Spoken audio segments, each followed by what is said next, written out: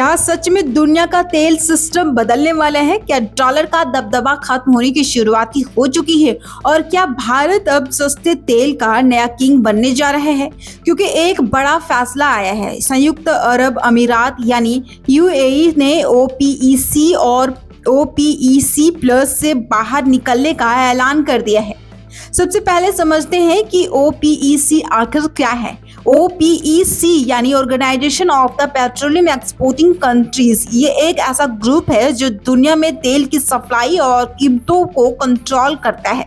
इसमें बड़े तेल उत्पादक देश शामिल है, जैसे सऊदी अरब, ईरान, इराक और ओपीईसी प्लस में रूस जैसे देश भी जुड़े हैं। आसान भाषा में समझिए, ये देश मिलकर तय करते हैं कि तेल कितना मिलेगा, कि तेल कितना निकलेगा और इसकी कीमत क्या होगी।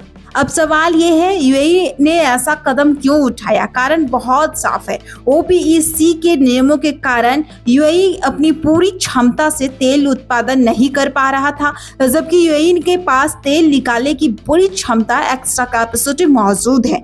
यूएई का लक्ष्य है 2027 तक 50 लाख बैरल प्रतिदिन उत्पादन। इसका मतलब क्या है?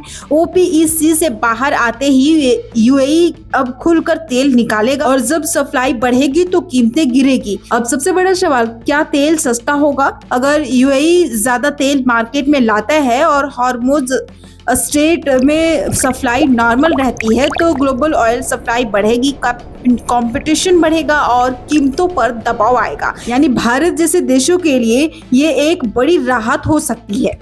अब सबसे महत्वपूर्ण हिस्सा, भारत को क्या मिलेगा? भारत दुनिया का तीसरा सबसे बड़ा तेल आयातक है। हमें लगभग 85% तेल बाहर से खरीदना पड़ता है। अब यूएई के फैसले से सस्ता तेल अगर कीमतें गिरती है, भारत का इंपोर्ट बिल कम होगा। भारत और यूएई के बीच रुपए में तेल व्यापार बढ़ सकता है। इसका मतलब है डॉलर पर निर्भरता कम, रुपए मजबूत, विदेशी मुद्रा की बचत। ये सिर्फ तेल की कहानी नहीं है, ये है डी डॉलराइजेशन की शुरुआत। अभी तक ज्यादातर तेल व्यापार डॉलर में होता है, लेकिन अब ये भारत रुपए में व्यापार करना चाहता है। चीन युआन में, कई देश लोकल करेंसी में। अगर ये ट्रेड बढ़ा तो डॉलर धीरे धीरे कम हो सकता है। ये फैसला ऐसे समय में आया है जब मिडिल ईस्ट में तनाव बढ़ा हुआ है, खासकर ईरान से जुड़े संघर्ष के कारण ऊर्जा बाजार पहले से ही अस्थिर है।